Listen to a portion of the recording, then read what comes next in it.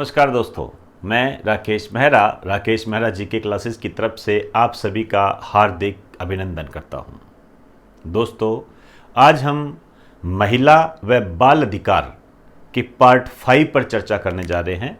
इससे पहले हमने 4 पार्ट्स में महिला अपराध से संबंधित जो भी महत्वपूर्ण बातें आपके एग्जाम की दृष्टि से इंपॉर्टेंट थी, उनको हमने जानने का प्रयास किया था।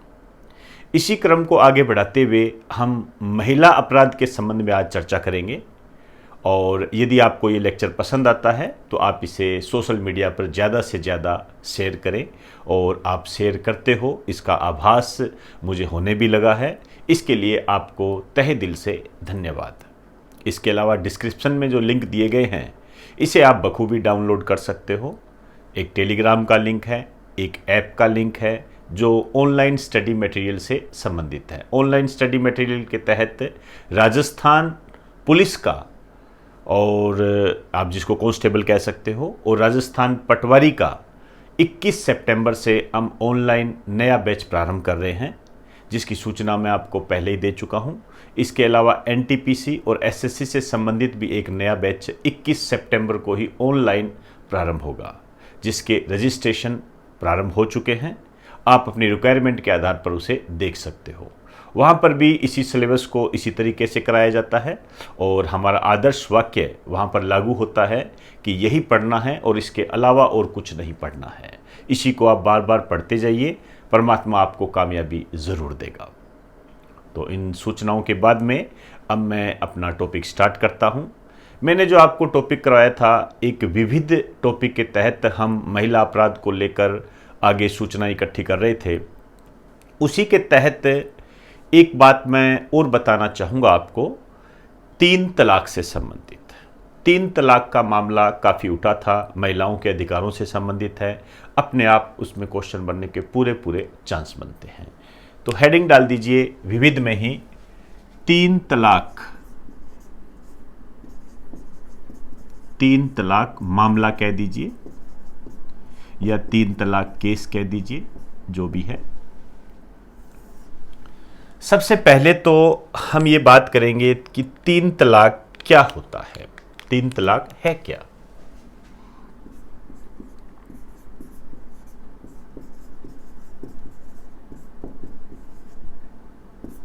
तीन तलाक क्या है?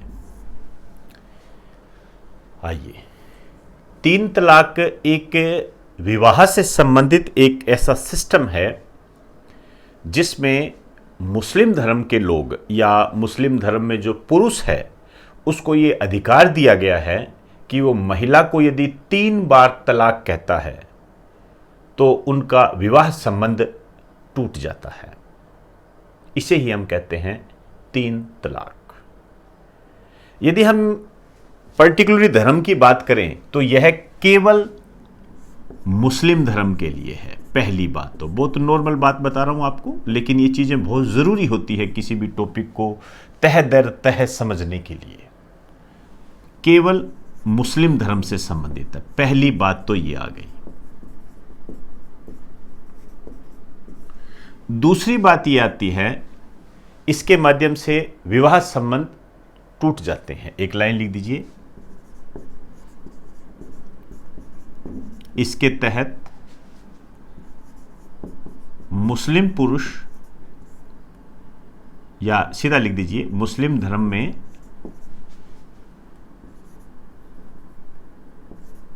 पति अपनी पत्नी को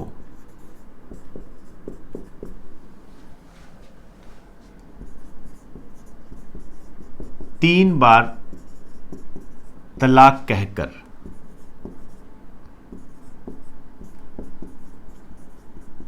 विवाह संबंध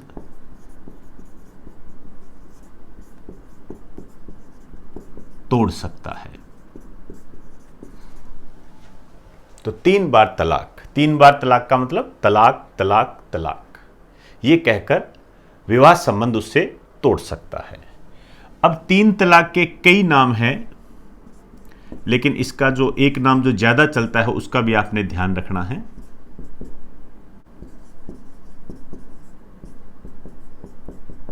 तलाक़ बिद्दत, तलाक बिद्दत के नाम से भी इसको जानते हैं। अब देखिए ये मामला काफ़ी उठा और सायरा बानो के केस में ये मामला उठा था। तब सुप्रीम कोर्ट ने इस पर रोक लगा दी थी और सुप्रीम कोर्ट में रोक लगाने के बाद में जो भारत सरकार है एक बिल लेकर आई थी जिसको कई अध्यादेशों के माध्यम से पारित कराने का प्रयास किया गया था, लेकिन वो पारित नहीं हो पाया था। उसके बाद में जब राज्यसभा में इंडियन गवर्नमेंट का जो वर्तमान सरकार है इसका बहुमत आ गया तो फिर ये पारित हो गया था।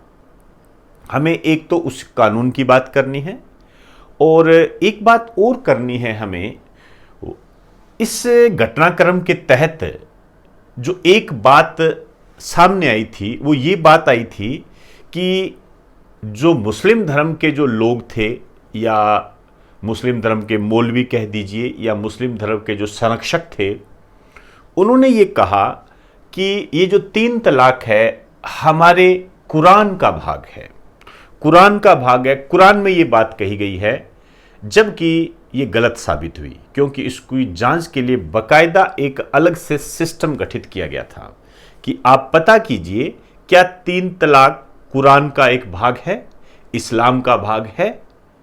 तो इसको पता करने पर जब जो हमारी रिसर्च सामने आई उससे हमें ये जानकारी हो गई कि जो 3 तलाक है वो इस्लाम का भाग नहीं है। एक लाइन और लिख दीजिए, ये जो 3 तलाक है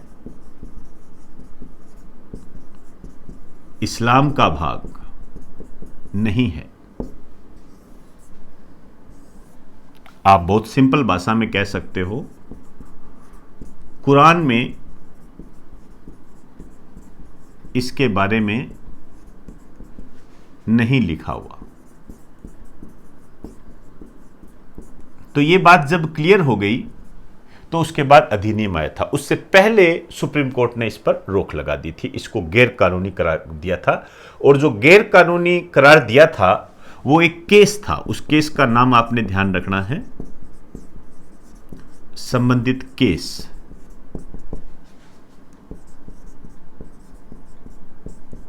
सायरा बानो केस। सायरा बानो ने अपने तलाक के संबंध में सुप्रीम कोर्ट में याचिका लगाई थी, तब सुप्रीम कोर्ट ने फिर डिसीजन दिया था। सुप्रीम कोर्ट का डिसीजन, ये जो सुप्रीम कोर्ट का डिसीजन आया था ये 2017 में आया था। इस डिसीजन के तहत 3 तलाक को गैर कानूनी घोषित किया गया। एक लाइन लिखिए, इसके तहत 3 तलाक को गैर कानूनी घोषित किया गया। अब जब सुप्रीम कोर्ट ने इसको गैर कानूनी घोषित कर दिया तो उसके बाद फिर भारत सरकार ने अध्यादेशों के माध्यम से और बाद में पारित करवाकर एक अधिनियम बना दिया, एक कानून बना दिया। मैं उस कानून की बात करने जा रहा हूं। अब आ जाइए, इसमें लिखिए संबंधित अधिनियम।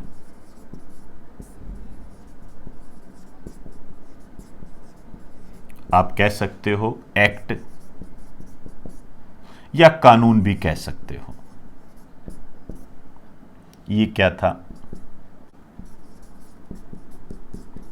मुस्लिम महिला ब्रैकेट में है protection of rights on marriage अधिनियम।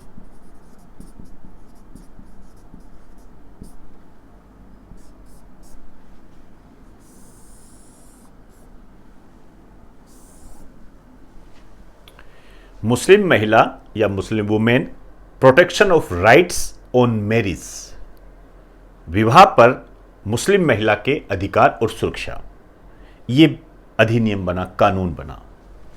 एक तो आपने ध्यान रखना है चर्चित नाम, 3 तलाक कानून।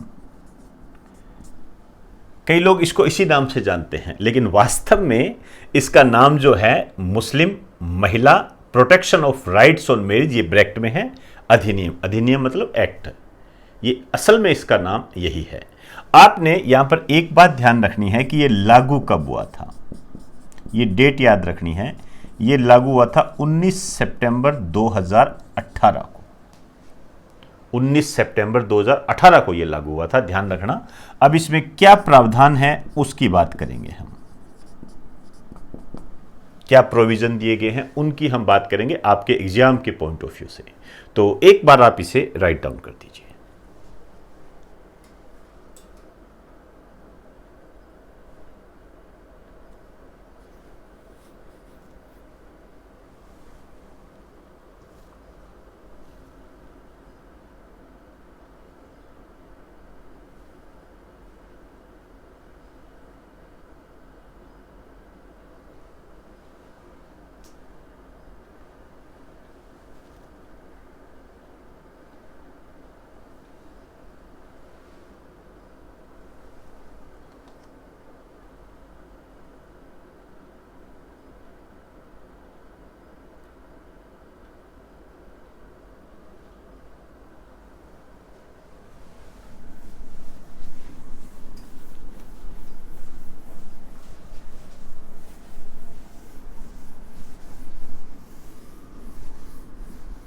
अब देखिए यहां पर आपसे ये पूछा जा सकता है कि किस केस के तहत सुप्रीम कोर्ट ने डिसीजन दिया था। हालांकि इस टाइप के क्वेश्चन बनते कम है, लेकिन ये क्वेश्चन बनने का कारण ये है क्योंकि ये मामला बहुत ज़्यादा चर्चा में रहा था। जब बहुत ज़्यादा कोई मामला चर्चा में हो जाता है तब उसकी छोटी छोटी बारीकियां एग्जाम में क्वेश्चंस के रूप में आने की संभावना बनी रहती है। तो सायरा बानो केस में ये इन्होंने सुप्रीम कोर्ट ने इसको गैर कानूनी घोषित किया था। एक आपने ये याद रखना है 19 सितंबर 2018, और कोई हैरत की बात नहीं है, आपसे पूछा जा सकता है कि निम्न में से किस अधिनियम के तहत 3 तलाक को गैर कानूनी घोषित किया गया था। मुस्लिम महिला protection of rights on marriage अधिनियम, जो कि 2018 में लागू हुआ था। प्रावधान पूछे जा सकते हैं, आपसे पूछा जा सकता है मुस्लिम महिला protection of rights on marriage अधिनियम के तहत कौन सा प्रावधान नहीं है। तो मैं प्रावधान की बात कर रहा हूं, आप यहां लिखिए। पहला पॉइंट मैं इधर लिख रहा हूं, लिखिए 3 बार कहकर,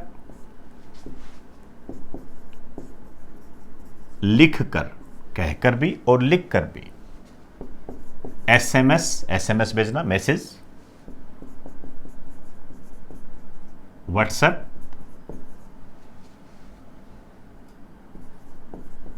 के माध्यम से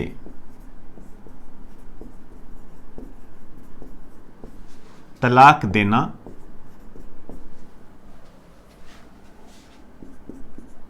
गैर कानूनी है, गैर कानूनी है। तो यदि आप 3 बार तलाक कहते हो, चाहे आप कहते हो, चाहे आप लिख कर देते हो, चाहे आप व्हाट्सएप के माध्यम से कहते हो, चाहे आप एसएमएस करते हो या अन्य किसी माध्यम से उसको बताने का प्रयास करते हो, सभी तरीकों से ये एक गैर कानूनी है। अब देखिए गैर कानूनी के साथ साथ क्या प्रावधान किए गए हैं।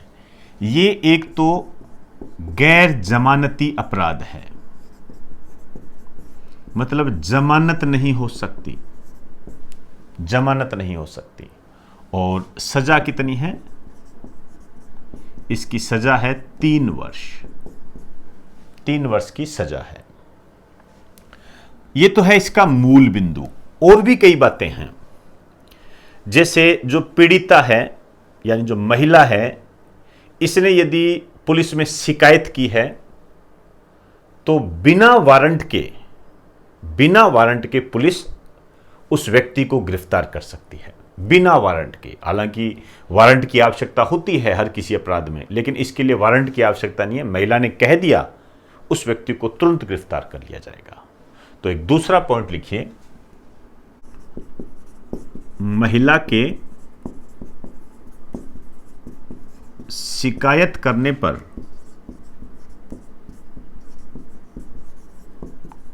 पुलिस बिना वारंट गिरफ्तार करने का आदेश गिरफ्तार कर सकती है। डायरेक्ट लिख दीजिए, बिना वारंट गिरफ्तार कर सकती है। और तीसरी बात यह है कि जो पीड़िता होगी उसको गुजारा भत्ता मिलेगा और उसके जो नाबालिग बच्चे हैं उनको भी गुजारा भत्ता मिलेगा। लेकिन ये गुजारा भत्ता कितना मिलेगा ये जज डिसाइड करेगा, इसका वैसे कोई प्रावधान नहीं है। एक लाइन लिख दीजिए, पीड़िता व उसके नाबालिग बच्चों को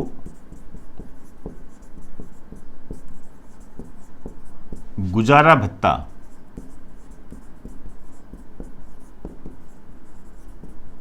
देने का प्रावधान है। ब्रैकेट में लिख लेना, गुजारा भत्ता जज निर्धारित करेगा, जज निर्धारित करेगा। तो ये 3 तलाक से संबंधित कुछ बातें हुई। अब मैं महिलाओं के संबंध में कुछ अधिनियम और है उनकी चर्चा और करना चाहूंगा। मैं महिलाओं के संबंध में है कुछ राइट्स हैं, उनकी मैं अलग से चर्चा करना चाहूंगा। तो एक बार आप इसे राइट डाउन कर दीजिए।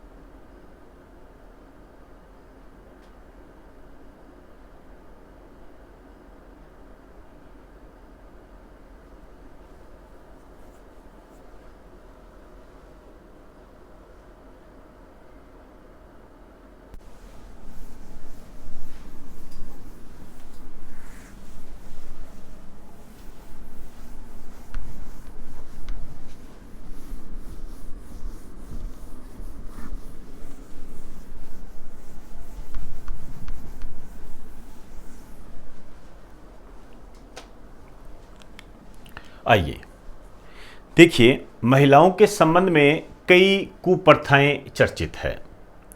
यदि मैं कुप्रथाओं की बात करूं तो दहेज प्रथा और इसके अलावा सती प्रथा, तो इनको मैं थोड़ा अलग चैप्टर में डाल रहा हूं और ये अपने लास्ट चैप्टर होंगे।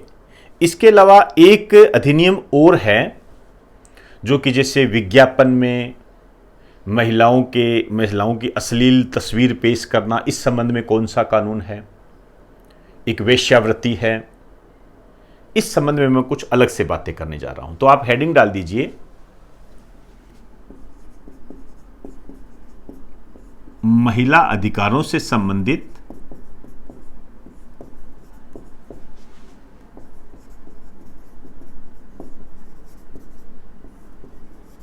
अन्य प्रावधान या अधिनियम।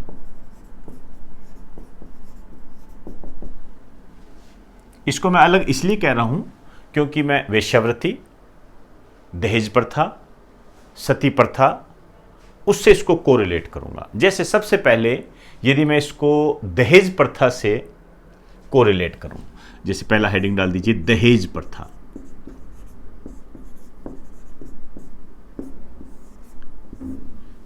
मैं इस पर नहीं जा रहा, ये कब चालू हुई, क्या हुआ, वहां पर नहीं जा रहा। वो अपने जनरल जीके में पढ़ते हैं, सती प्रथा उनके बारे में काफ़ी डिटेल से पढ़ते हैं, वहां नहीं जा रहा। मैं यहाँ बिल्कुल कानून को कोरिलेट करके बात करूंगा। लेकिन मैं यहां पर एक बात करना चाहूंगा, दहेज क्या है।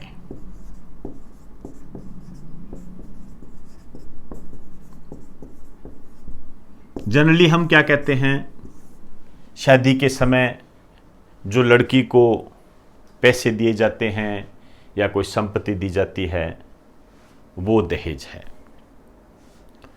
यहां कुछ संशोधन किया गया है इसमें, मैं उसी संशोधन की ही बात कर रहा हूं। एक लाइन लिखिए, विवाह की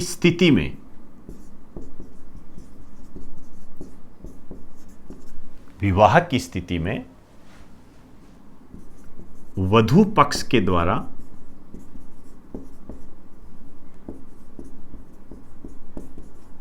वर पक्ष को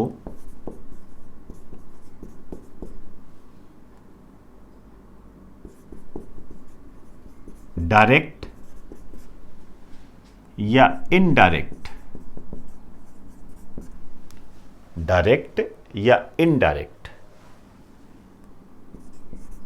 संपत्ति, कोई प्रॉपर्टी देना,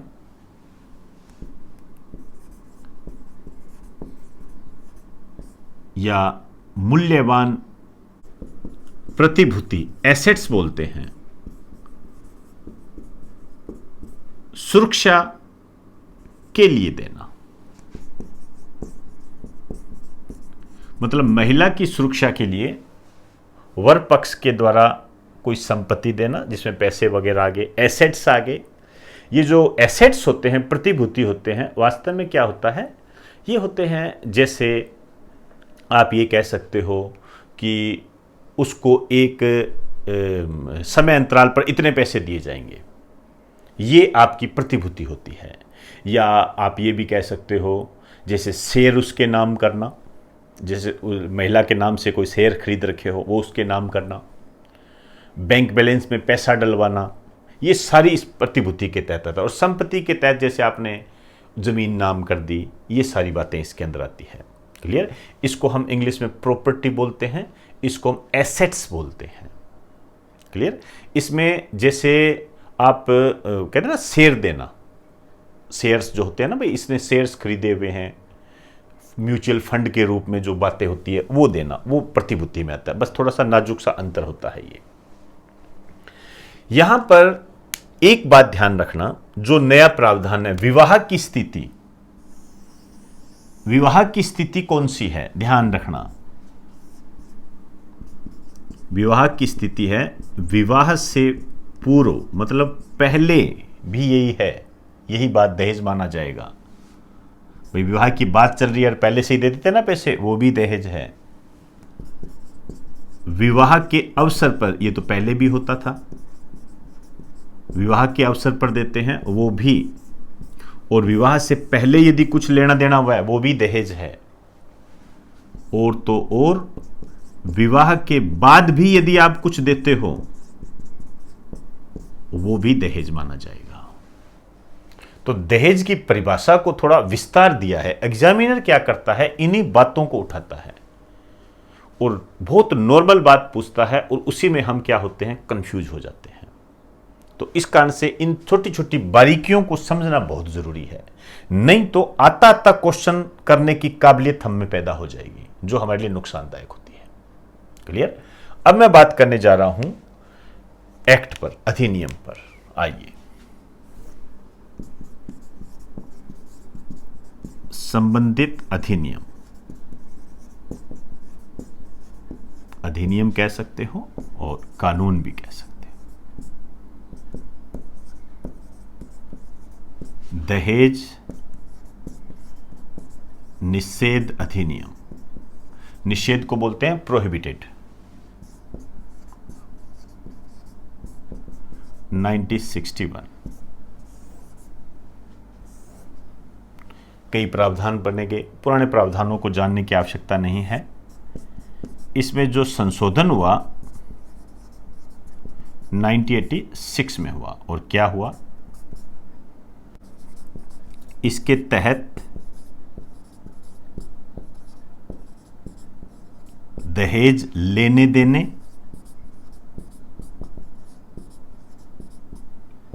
व इसके लेन देन में, दहेज लेने देने व इसके लेन देन में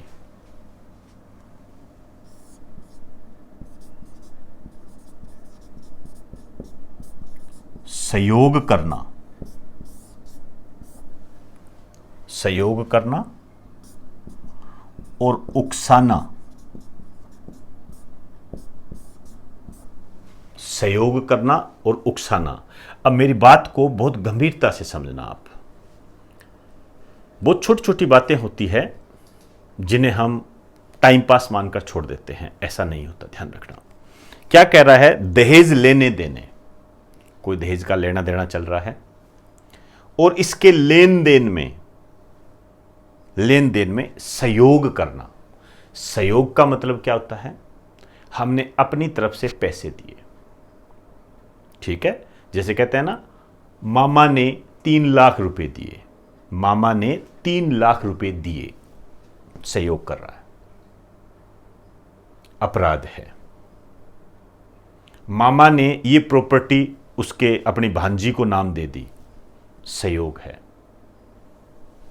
अपराध है। उकसाना,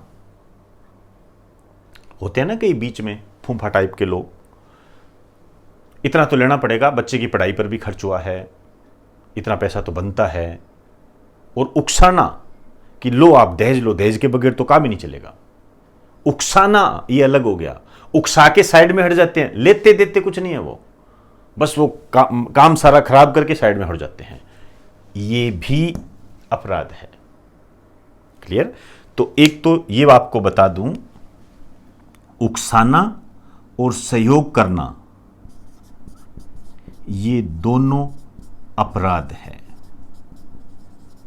बस यही बात इस एक्ट में कही गई है, इस अधिनियम में कही गई है। अब उकसाना और सहयोग करना तो आप समझ गए होंगे। अब मैं बात करने जा रहा हूं, यदि हम सहयोग करते हैं तो क्या सजा है, उकसाते हैं तो क्या सजा है। सजा 5 वर्ष की कैद, 5 वर्ष की कैद है और 15,000 रुपये जुर्माना है। 5 वर्ष की कैद है और 15,000 रुपये जुर्माना है। और उकसाने की एवज में जो सजा है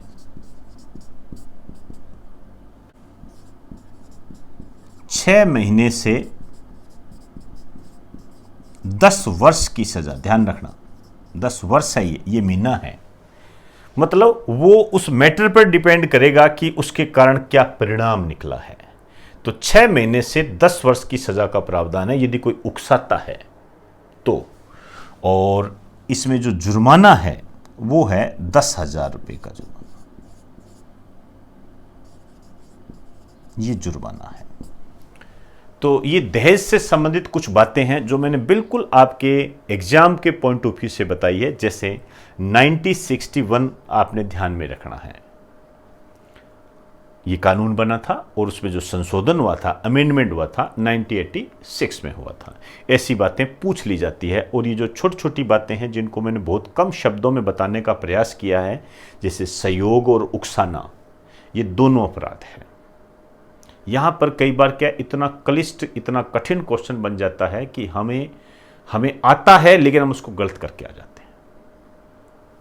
तो एक बार आप इसे राइट डाउन कीजिए।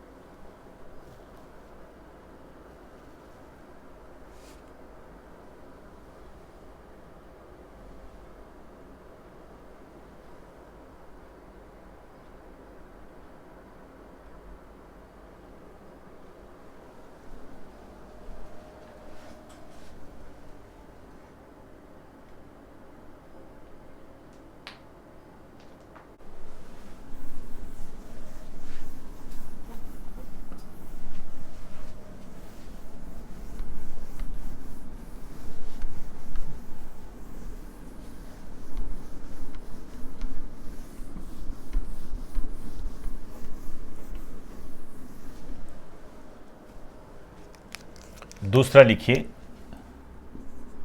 सती प्रथा।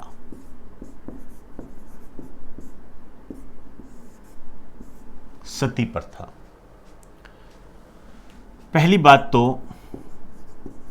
सती प्रथा क्या है।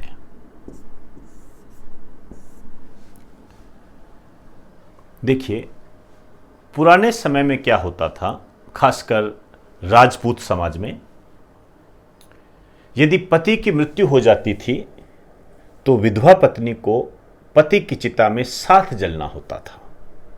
यह प्रावधान था। मैं इसमें नए प्रावधान भी जोड़ूंगा, तो एक साथ हम ले लेंगे। लिखिए, पति की मृत्यु पर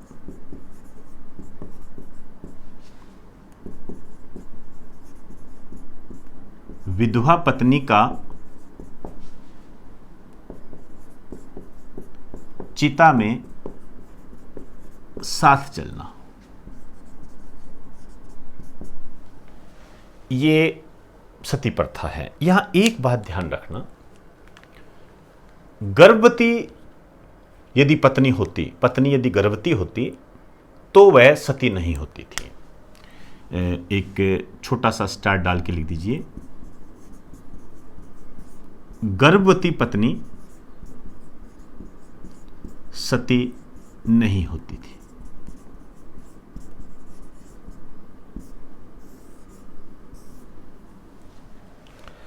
पहले तो नॉर्मल ये बात थी कि इस पर रोक लगा दी गई, लेकिन बाद में कई संशोधनों के तहत नए प्रावधान आए। उन प्रावधान के तहत सती के महिमा मंडन पर भी रोक लगाई गई। सती के महिमा मंडन पर रोक लगाई गई। लिखिए, अन्य क्या प्रावधान है।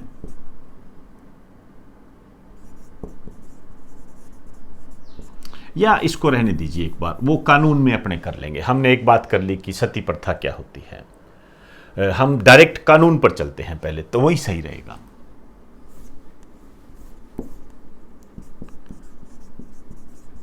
संबंधित अधिनियम, ध्यान से समझना मेरी इस बात को। 2 सन है, 2 वर्ष है, उनको याद रखना है आपने। सती रोकथाम अधिनियम 1987, सती रोकथाम अधिनियम 1987। पहले मैं इसकी बात करूंगा जो आपके एग्जाम की दृष्टि से इंपॉर्टेंट है। यह लागू हुआ था 1987 में राजस्थान सरकार के द्वारा। ध्यान दें,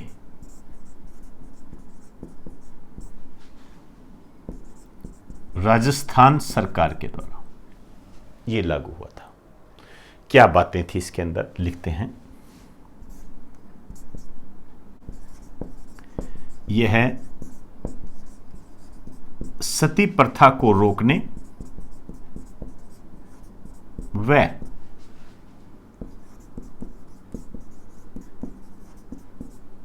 महिलाओं की सुरक्षा से संबंधित है। आप कह सकते हो इसके तहत सती प्रथा को गैर कानूनी घोषित किया गया, अवैध माना गया, रोका गया। अब देखिए, और भी कई प्रावधान इसमें जोड़े गए। अन्य प्रावधान, पहला लिखिए, सती के महिमा मंडन पर रोक। सती के महिमा मंडन पर रोक। किसी सती, जो सती होती है, उसकी महिमा नहीं कर सकते। सती माता के मंदिर में जाने पर रोक है, वहां पर आप भोग नहीं चढ़ा सकते, मंदिर बंद है। तो ये सब रोक लगाई गई। सती माता के संबंध में जो भी मेले होते थे उन पर रोक लगाई गई। ये एक तरीके से महिमा मंडन होगी।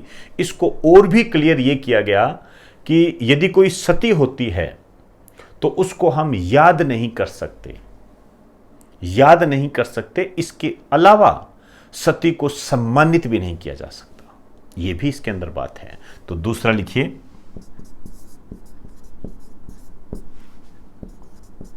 सती महिला को सम्मानित करने व याद करने पर रोक। याद करने का मतलब यहां पर ये नहीं है कि भाई कोई याद कर रहा है तो उसकी याद को तो कैसे रोक लोगे।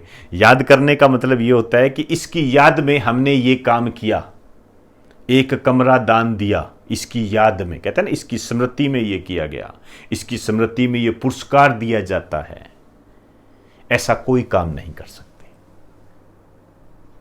अब देखिए, अगले ही साल 1988 में यह भारतीय संसद का अधिनियम बन गया। भारतीय संसद के अधिनियमों में इसे ही शामिल कर लिया गया।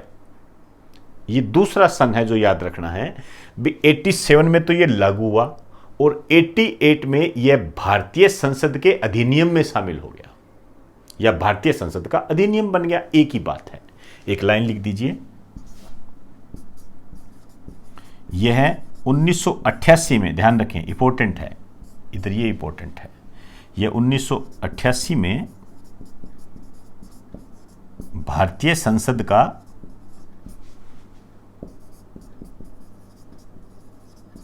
अधिनियम बन गया। यहां पर आपके अलग टाइप से जो क्वेश्चन बनेगा वो ये बनेगा कि राजस्थान में सती रोकथाम अधिनियम कब लागू हुआ था? 1987 में, 1987 में। दूसरा क्वेश्चन ये बनेगा कि राजस्थान के सती रोकथाम अधिनियम 1987 को भारतीय संसद के अधिनियम में कब शामिल किया गया? तो भारतीय संसद के अधिनियम में से 88 में शामिल किया गया था। तो ये सती प्रथा से संबंधित कुछ बातें हमने की है। ये क्लियर? तो एक बार आप इसे राइट डाउन कर दीजिए। हाँ, एक बात और बता दूं, सती प्रथा के बारे में जो विस्तृत जानकारी है वो हम जनरल जीके में करते हैं। वहाँ जो हमारा सामाजिक प्रथाएं नाम से टॉपिक होता है उसे हम सती प्रथा, कन्यावध, उन सब की बातें करते हैं। उसकी यहाँ बात अभी नहीं कर सकते, ये बेमानी होगा। राइट डाउन कर दीजिए।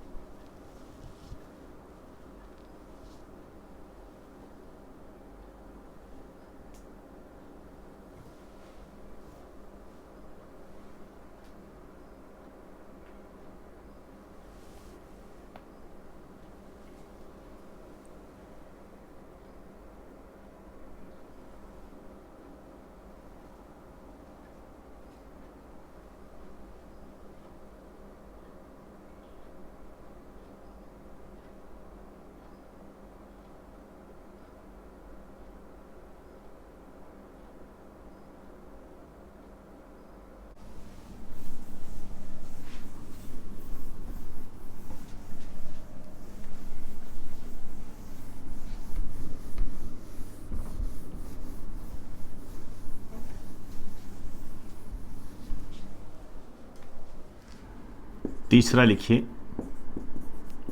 स्त्री एसिस्ट रूप प्रतिषेध प्रोहिबिटेड अधिनियम 1986।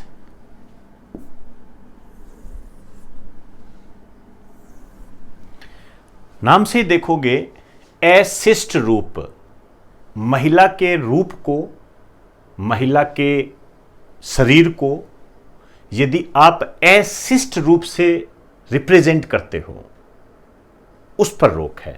अब एसिस्ट रूप से रिप्रेजेंट कहां किया जा सकता है? विज्ञापनों में, आंकड़ों को पेश करने में, किसी भी बात को कहने में, उसका मजाक उड़ाने में, वो सारी बातें इसके अंदर आती है। क्लियर? एक लाइन लिख दीजिए, इस अधिनियम के तहत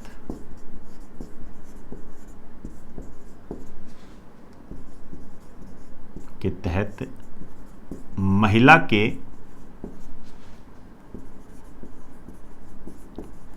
अश्लील प्रतिनिधित्व पर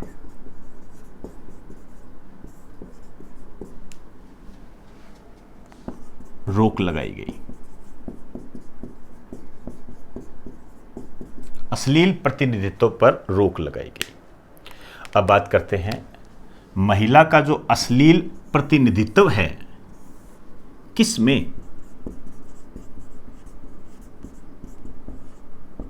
में अश्लील प्रतिनिधित्व? जैसे किसी विज्ञापन, एडवर्टाइजमेंट, प्रकाशन,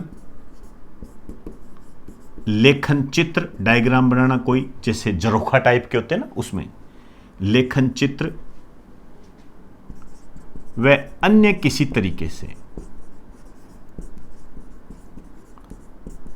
तरीके से महिला की बॉडी को यदि अश्लीलता के संदर्भ में पेश किया जाता है, उसकी बॉडी का मजाक बनाया जाता है, अश्लील मजाक बनाया जाता है, तो ये अपराध की श्रेणी में है, अश्लील प्रतिनिधित्व नहीं कर सकते। क्लियर?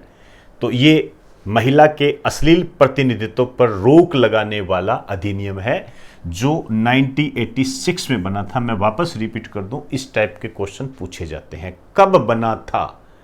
आपसे इस टाइप के क्वेश्चन यहां बन सकते हैं। आपसे कहा जा सकता है कि निम्न में से महिला के अश्लील प्रतिनिधित्व पर रोक लगाने से संबंधित कानून कब बना था? कोई हैरत की बात नहीं है, आते हैं ऐसे क्वेश्चन बने हुए हैं। कानून पर जो क्वेश्चन बने हुए हैं, अधिनियम पर तो जो अब तक जो क्वेश्चन बने हुए हैं, उन्हीं आधार पर मैं आपको बात बता रहा हूं। उन्हीं आधार पर निम्न में से किस वर्ष इस पर रोक लगाई गई? मैं एक एग्जांपल देता हूं आपको, उससे आपको इस बात का स्पष्टीकरण मिलेगा।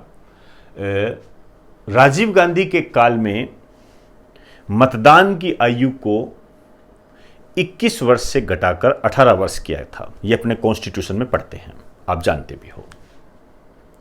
अब इस पर देखिए, अब यह कानून बनाया था राजीव गांधी के काल में, यह कानून बना था कि भाई 18 साल के व्यक्ति को भी मतदान का अधिकार है, कानून बना था ये। अब उस कानून को किस तरीके से पूछा गया, ध्यान से समझना।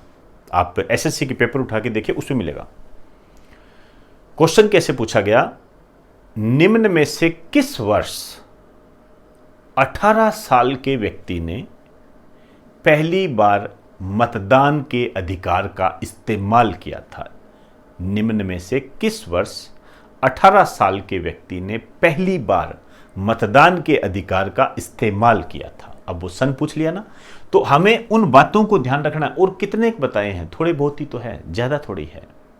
उनको आप अपने लिस्ट बनाकर अच्छे तरीके से ध्यान रख लो, बस यही क्वेश्चन है। और सती प्रथा पर कानून कब लागू हुआ था? पेपर उठा के देख लीजिए, आरपीएससी के आया हुआ है। इसलिए मैंने आपको जो बात मैं आपको बता रहा हूं, उन पर आपने गौर ज्यादा करना है। नहीं तो ऐसा हो जाएगा, बहुत नॉर्मल सी बात पूछेगा और आप इस कोर्ट कचहरी वाले चक्कर में फंसकर फालतू में इस आपके जो नंबर है इसको कम कर दोगे, इस टॉपिक को खत्म कर दोगे। जो बता रहा हूं उसको ढंग से करो, इन्हीं में कंफ्यूज हो जाओगे। ये 1986, 1961, 1987, 1988, इन्हीं में ही उलझ जाओगे। इनको भी जब आप 5-10 बार पढ़ोगे तब जाके ये सेट बैठेगा आपके, और ज्यादा करने की तो जरूरत ही नहीं है। और बकायदा ये जो आपका जो करवाया जा रहा हूं, ये बकायदा मुझे एक पुलिस डिपार्टमेंट से, राजस्थान के पुलिस डिपार्टमेंट से एक मुझे 28 पेजेस का पीडीएफ मिली है, उसके आधार पर करा रहा हूं। और आपके साथ के स्टूडेंट हैं, उनके घर से ही कोई लगे हुए हैं, उन्होंने मुझे दिया है। ये 28 पेजों की एक पीडीएफ है, लेकिन वो 28 पेज भी नहीं पढ़ने आपको, उसकी अंदरूनी बात क्या है वो पढ़नी है, वही बता रहा हूं सारी चीजें। इसीलिए बेखौफ होकर इसको करते जाइए, कोई समस्या नहीं आएगी। और ये इतना आपको बता दूं, ये जो महिला और बाल अपराध है, ये मेरिट तय करेगा, मेरिट तय करेगा। मैं कई चैनल्स पर देख भी रहा हूं, डायरेक्ट क्वेश्चन करवाए जा रहे हैं। अच्छा है बुरा है इसकी चर्चा मैं नहीं करूंगा, लेकिन मुझे नहीं लगता कि डायरेक्ट क्वेश्चन से मैं समझ पाऊं, मैं भी नहीं समझ पाऊंगा उसे। और आप समझ पाते हो, मैं कहता हूं बहुत ब्रिलियंट पर्सन हो, बहुत ब्रिलियंट पर्सन हो। इस कारण से सोशल मीडिया पर से दूर रहें, ध्यान रखें, नहीं तो टोटली टाइम वेस्ट होगा और डेटा भी वेस्ट होगा, बाद में कोई सही चीज़ देख भी नहीं पाओगे। ध्यान रखना ये, और टाइम वेस्ट ना करें बिल्कुल भी। क्लियर? तो ये बात होगी स्त्री अशिष्ट रूप प्रतिषेध अधिनियम 1986। अब मैं बात करने जा रहा हूं चौथी,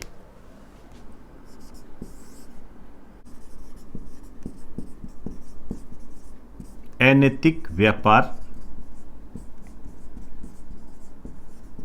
रोकथाम अधिनियम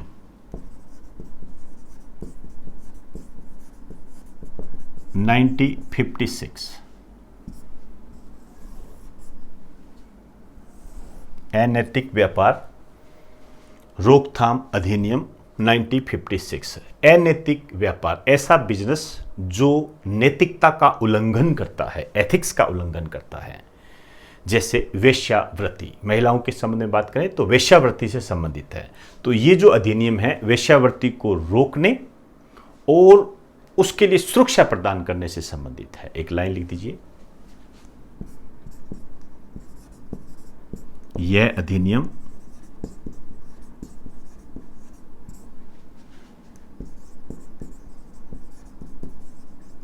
वेश्यावृत्ति की रोकथाम व इससे सुरक्षा प्रदान करता है, सुरक्षा प्रदान करता है। कुछ बातें हैं जो हमें इसके बारे में पढ़नी पड़ेगी। मूल प्रावधान तो हो गया, जैसे एक बात है इसके अंदर, मैं थोड़ी सजा भी बताऊंगा। कोई व्यक्ति है, यदि किसी नाबालिग से या नाबालिग बच्चा कह दीजिए वेश्यावृत्ति करवाता है और उस पर निर्भर रहता है, मतलब अपने जीवन यापन के लिए यदि कोई व्यक्ति किसी बच्चे या नाबालिग से वेश्यावृत्ति करवाता है तो सजा का प्रावधान है। ऐसे कैसे करेंगे देखिए,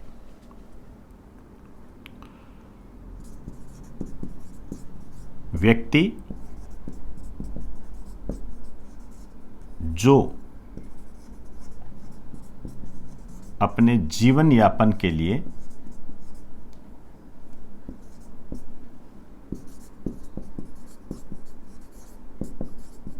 किसी बच्चे या नाबालिग से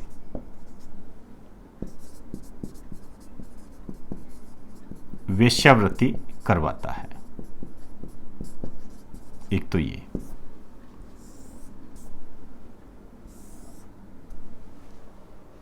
दूसरा 18 वर्ष से कम उम्र की लड़की को गैर कानूनी संभोग के लिए फुसलाना, मतलब 18 साल से कम उम्र की लड़की को गैर कानूनी संभोग के लिए फुसलाना, यह भी अपराध है।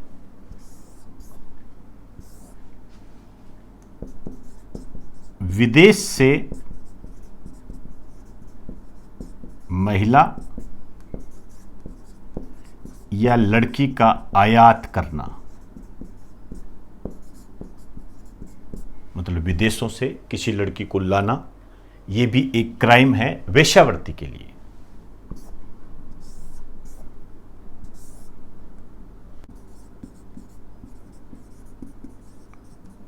वेश्यावृत्ति के लिए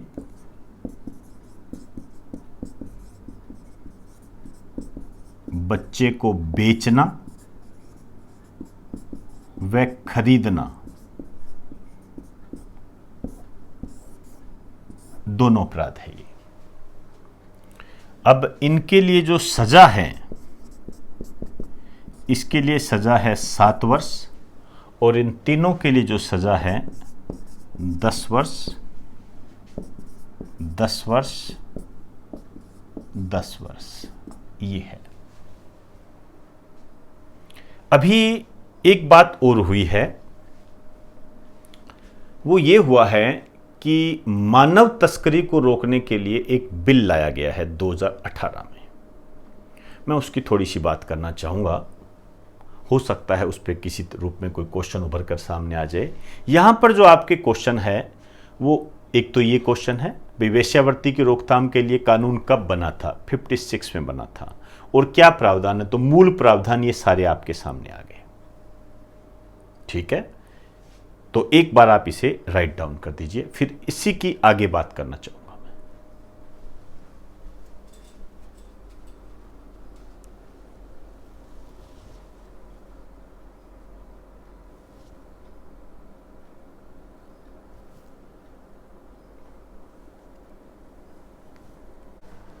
एक इसमें थोड़ा सा वैल्यू एडेड करो, सजा।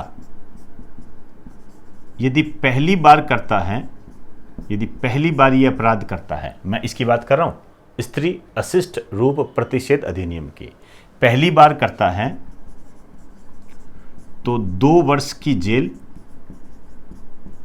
व 2000 रुपये जुर्माना। और यदि दूसरी बार करता है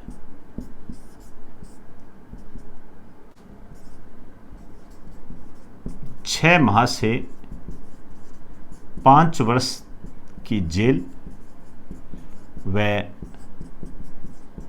10,000 से 1 लाख जुर्माना, ये होगा। तो थोड़ा सा वैल्यूएटेड कर दीजिए आप इसको।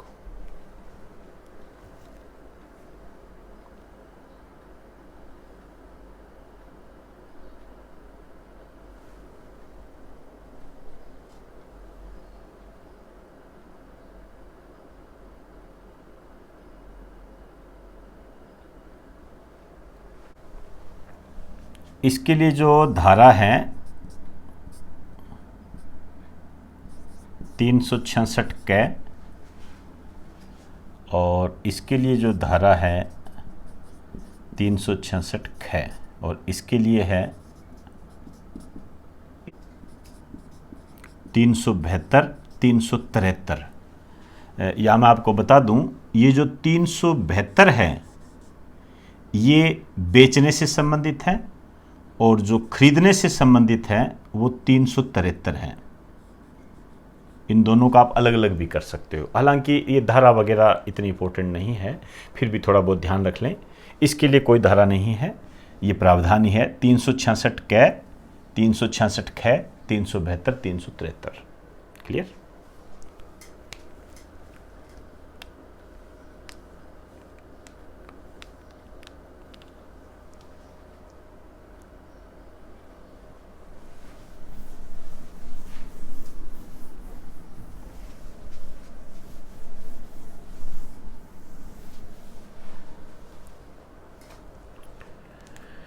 यहीं पर एक नोट डाल के लिखिए, इस चौथे के अंदर यही है, मानव तस्करी मतलब मनुष्य की खरीद फरोख्त, पुरुष हो चाहे महिला हो, रोकथाम,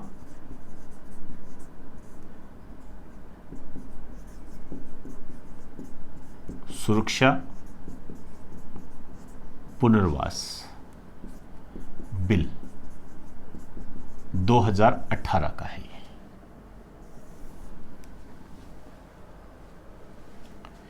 इसमें क्या प्रावधान है? पहला लिखिए, सभी तरीकों से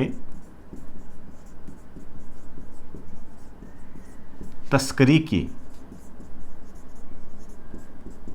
जांच का प्रावधान। मतलब जितने भी प्रकार की जो तस्करी होती है, चाहे वो वेश्यावृत्ति के लिए भी हो, वो इसी के तहत आता है। उनकी जांच का प्रावधान है, उनकी जांच की जाएगी। दूसरा,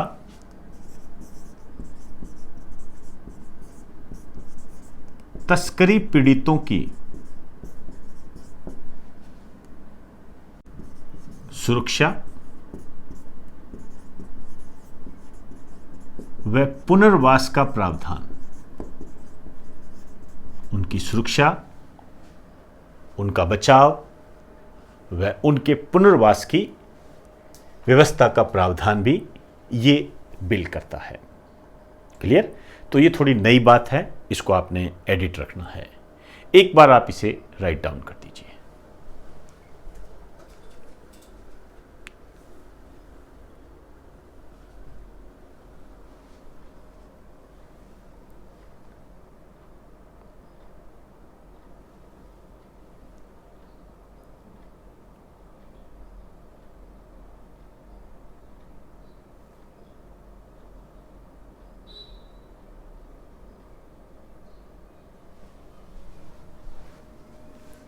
तो दोस्तों, आज हमने महिला अपराध के बारे में जाना, और विविध के संबंध में हमने 3 तलाक को पढ़ा।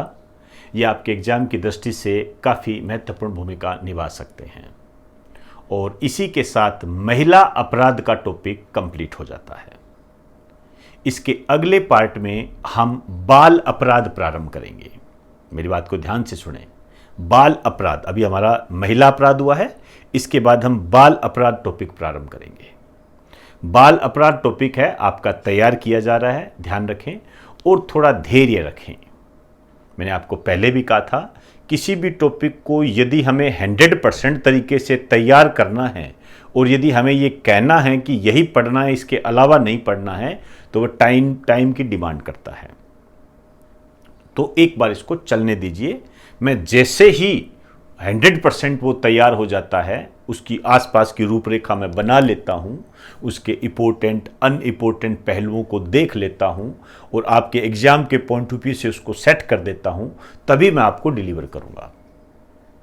क्लियर? तो थोड़ा पेशेंस रखें, धैर्य बनाए रखें। आपका पूरा का पूरा टॉपिक कराया जाएगा और जब तक कोई नई बात आपके सामने नहीं आती है, नया पार्ट कोई सामने नहीं आता है, तो करंट जीके के आपको उपलब्ध करवा दिए जाते हैं, या इन महिला व बाल विकास या अन्य टॉपिक को आप रिवाइज करते जाएं, उनको रिवाइज करते रहें बार बार। और जैसे ही नया आएगा आप उसको राइट डाउन कर लो और फिर उसको भी अपने रिवाइज की श्रेणी में और याद करने की श्रेणी में शामिल कर लीजिए। बस यही रूपरेखा होती है किसी भी कंपटीशन की तैयारी करने की। तो दोस्तों, यदि आपको ये लेक्चर पसंद आया हो तो सोशल मीडिया पर ज़्यादा से ज़्यादा शेयर करें, ऐसी उम्मीद मैं आपसे करता हूँ, क्योंकि मेरी जो ऑल ओवर पावर हो वो आप लोग ही हो। और मैं अपना सौभाग्य मानता हूँ कि मैं आप लोगों से जुड़ा हुआ हूँ। परमात्मा आपको असीम ऊंचाइयों पर पहुँचाए। आपने जो लक्ष्य निर्धारित कर रखा है उसे पूरा करें। तो दोस्तों, इजाज़त दीजिए। आप सभी को मेरा नमस्कार।